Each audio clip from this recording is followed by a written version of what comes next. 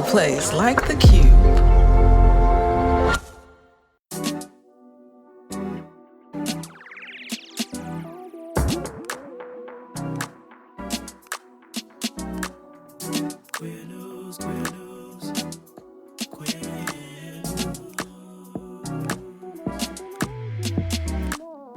Family, it's your favorite queer radio personality, Anna DeShawn, and this is Queer News, your favorite weekly news pod where race and sexuality meet politics, culture, and entertainment. Family, next thing I want to invite you to drop me a queer news tip, okay? The queer news tip line is open and you can get a link in the show notes. I want to report on all the stories that don't make the news or a blog because there are so many things happening locally. And I would love to amplify them here on this podcast. QCrew, what's going on? Thank you for helping to financially sustain this podcast. Thank you. It's April, so I've got another dope interview for you this month. I hope you've had an opportunity to check out Dr. Yvonne Welbon. She's an award-winning filmmaker, holder of the largest archive of Black women filmmakers. And you know what? I forgot to say she is a proud Black lesbian, okay? She started Sisters in Cinema based on the South Side of Chicago. It's a nonprofit where they envision a world where all Black girls, women, and gender non-conforming media makers and storytellers have equal opportunities. Yes, equal opportunities to create and thrive. I just spent the weekend there participating in a film workshop. It was called Pocket Cinema, and we learned how to create movies with our phones. It was free. It was 2 days. It was fantastic. If you got a couple of dollars, I got a link in the show notes where you can make a donation to support their work. And we'd love for you to check out the interview. Oh, and family, if you're new to the pod, if you don't know, the QCrew does help to sustain this podcast.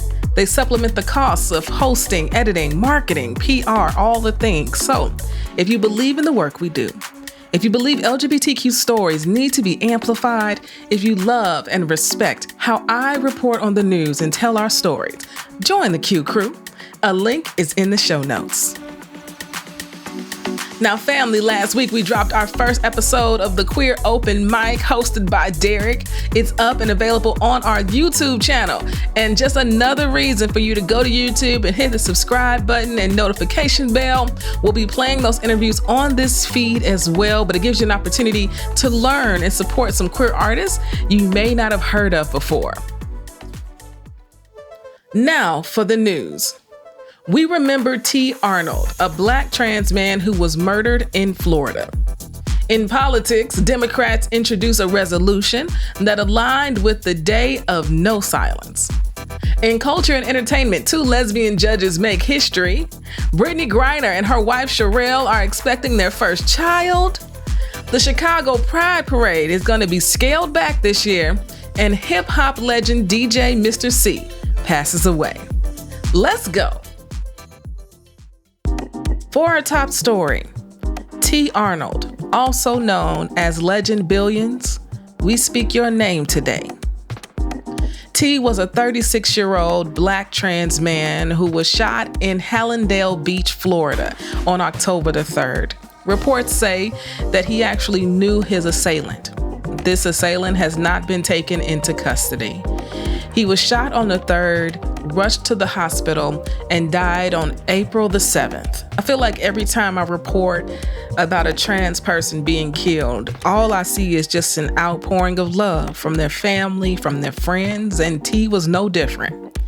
He seems to be someone who supported his family, supported his nieces, his nephews, had a huge support system, and now their lives are forever changed. Over the last 2 months, I've reported on 3 trans men who have been murdered. This is really unprecedented. I ought not be surprised, right? Given the cultural climate, the politics that's been happening for the last few years. But I'm sitting here talking into this microphone, into your ears, and honestly, I just want y'all to be safe, okay? I want y'all to be safe. Tee Arnold, we speak your name today. In politics, on Friday, some of our favorite Democrats introduced a resolution to support the Rise Up for LGBTQI+ Youth in Schools initiative. Now, this coincided with the Day of No Silence. Now, some of you may be familiar with the Day of Silence, right? We've been commemorating that day since the mid-90s. Essentially, students go through the day in silence and then end the day with a rally, right? Bringing attention to their schools and communities and how they can be more inclusive. Well, this year, GLSEN decided that it needed to be the Day of No Silence. Given all of the anti-LGBTQ, all of the anti-trans bills introduced last year, the year before that, and even this year, they said, there's no time to be silent. We must rise up and take action. So in that spirit, Representatives Mark Takano and Barbara Lee out of California, and then Senator Brian Schatz of Hawaii, they co-sponsored this resolution.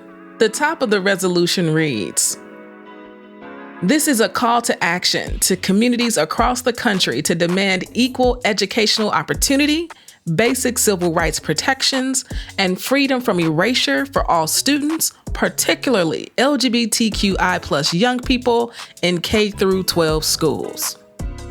And the end of the resolution, because child, you know how resolutions are. It's whereas this and whereas we must. But the end says, whereas we must all demand the best possible future for all young people in schools, particularly those who identify as LGBTQI+, without exception.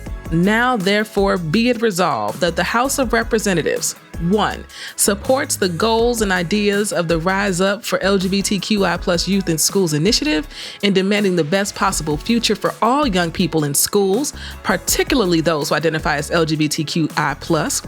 And then number 2, recognizes the contributions of students and families, educators, and community members participating in the National Day of No Silence to draw attention to the bullying, harassment, assault, and discrimination faced by LGBTQI+ students. And 3, family, encourages each state, territory, and locality to support the Rise Up for LGBTQI+ Youth in Schools initiative and adopt laws and policies that prohibit bias-based victimization, exclusion, and erasure. Nothing like a good resolution, okay? To continue to show support. It's important. We can't overlook these types of actions by politicians because in the midst of everything else that's going on, it's good to know they're paying attention because we have got to protect our queer youth. It's not an option. It is absolutely mandatory. Now let's take a quick break. And when we get back, culture and entertainment news. Are you in Seattle? Are you looking for something cool and queer to do? Well, Melissa hit me up and told me about this dope event called Vibes. It's a trans and non-binary music showcase. It's happening Sunday, May 19th at 3 p.m. It's going down. It's going to be held in person at El Centro de la Raza. And it's also going to be live streamed. So if you're not in Seattle and you still want to get down with this trans and non-binary music showcase on Sunday, May 13th at 3 p.m., check the link in the show notes, register for the event so that you can get the live stream link. The lineup looks fierce. So here's what you got to do. Support, support, support. Tell a friend, spread the news, okay? Thanks, Melissa. Family, we've got an active YouTube channel and I would love for you to go subscribe and hit the notifications bell so you don't miss a thing. Visit youtube.com/@E3Radio. That's E3 Radio. On the channel, you'll find interviews with some of your favorite LGBTQ artists, leaders, and politicians who are making positive impacts on the world around us. So don't miss it, okay? Go to the YouTube, subscribe, and hit that notifications bell. Thanks, family. If you're hearing this, it means we didn't sell this ad space. If you're hearing this, it means running ads on our podcast actually can work. You see what I did there? You see this real life example? You got an event, do you have an organization, do you got something you need to get the word out about? We got rates starting as low as $100. Check the link in our show notes for more information. Family, welcome back to the show. Now for culture and entertainment news. We've got 2 lesbian judges making history, and this is just ahead of Lesbian Visibility Week coming up next week. And so why not have this story this week? The more lesbians, the better, right? Well, this news is pretty dope. Lissa Du Bois, she became the first Black woman, the first woman of color, and the first openly LGBTQ plus judge in Rhode Island's State District Court history. And Nicole Berner became the first LGBTQ plus judge in Richmond, Virginia's 4th Circuit Court of Appeals. Now, the 4th Circuit Court oversees Maryland, North Carolina, South Carolina, Virginia, and West Virginia. Now, this marks President Biden's 11th federal judge he's appointed that identifies as LGBTQ+. It took Obama 2 terms, okay? Biden has done it in 1. I'm just telling you the facts of the thing. Congratulations, Melissa and Nicole. Congratulations on making history. Or should I say herstory? I should probably say herstory. This next story brings a big smile to my face. If you've been listening to the pod for a minute, you know I covered Brittney Griner's story intensely while she was wrongfully detained. And so to see her winning in this new season brings me so much joy, because that is not how our stories typically end. And this past week, her wife, Cherrelle Griner, and she tagged BG, announced on Instagram that they are expecting their first child. The IG post is a collection of pictures from the sonogram with them holding hands and showing their matching tattoos of crosses. And I'm just so happy for them because, child, if you're a lesbian, you know how hard it is to make a baby out here in these streets, okay? And the caption read, "Can't believe we're less than 3 months away from meeting our favorite human being."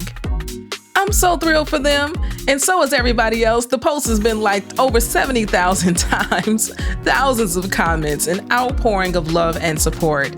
And I cannot wait for them to welcome this new baby into the world. This next story is for all my Chicago and Midwest listeners. We received word that the Chicago Pride Parade is going to be scaled back this year. I cannot tell you how disappointed I am to hear this news. That's right, it's going to be capped at 125 entries. Now, y'all are probably listening like, 125? That's a lot. Y'all, that's a 37% decrease. 37%. From 199 groups that marched last year. Yes, the parade is long. Yes, it is. And it is grand, okay? And that's how we like it. So I can't tell you how disappointed I am that we're going to be down to 125 entries, and they are starting the parade 1 hour earlier than usual. So the parade will kick off at 11 a.m. instead of noon. They're citing safety and logistical concerns. Okay, I just want to let y'all know, Chicago, Midwest, that's what's happening with the parade, but y'all know we're going to party anyway, okay? The theme this year is Pride is Power. I made this just for flex, and Mister Cee, I want people to feel threatened. For our last story today, I had to play that little excerpt. Okay, because Mister Cee has passed away at the age of 57. Mister Cee is an iconic hip hop legend who was the DJ for Big Daddy Kane. He basically founded Biggie, produced Biggie, was one of the most prolific producers in hip hop for decades, was a radio show DJ at Hot 97 in New York, which is the radio station in New York. He was everything to so many people who love hip hop. And the reason I'm reporting about him on Queer News is because he's also known for being arrested in 2011 and 2013 for having sex with transgender women, which y'all already know in hip hop, that is just unheard of. But even just recently, as a few years ago, he was publicly talking about how he gets down. on a podcast, out loud, not hiding, not in the shadows, speaking plainly that he loves being down with trans women. Yeah. And while researching him and just learning more about him, I just thought the audacity of this man, the self-awareness, the courage to be this open about who he was in the world. I also learned back in 2011, he partnered with the AIDS Healthcare Foundation on a whole campaign that was called New Sexual Revolution, where he encouraged people to use protection and to not hide their sexuality. Listen to what he said at the time. He said, "With the grace of family and good friends around me, they made me feel comfortable to exercise my human right for sexual freedom instead of finding myself being self-detained by the discrimination, judgment, criticism, and even violence from my own community." Y'all, this is 2011. This is 2011 he was doing this. I got mad respect for this brother. I heard about his passing because Queen Latifah posted a video. And then I went about searching for him. So I wanted to know more about who he was, to only find this. Mr. Cee, I thank you, and may you rest in all your power. And family, you know how we end every podcast with a word, because Anna's always got a word. And earlier in the pod, I mentioned I had the opportunity to spend 2 days at Sisters in Cinema in this pocket cinema class. It was free. It was open to the public. It was taught by Cookie Hughes, which is a legend, okay? A legend filmmaker who also identifies as a Black lesbian, okay? She has movies that are freaking lesbian cult classics, okay? And my message to you today is to be a forever learner. Forever learner. There is something we can learn at all times. I studied radio, TV production. I cut video all the time for myself, for the business. I'm forever telling stories. And there is so much more to learn from others, from leaders, from experts. Family, invest in yourself. Invest in a class. Invest in the next opportunity. Do not be out here thinking you know everything. You do not. You just don't. There is always something to learn. So I say pick up a book, find you an Audible credit, find you a class or a course, and engage your mind. Be open to learning new things. This is really how we can become our best selves. All right, family. Till next week. Peace.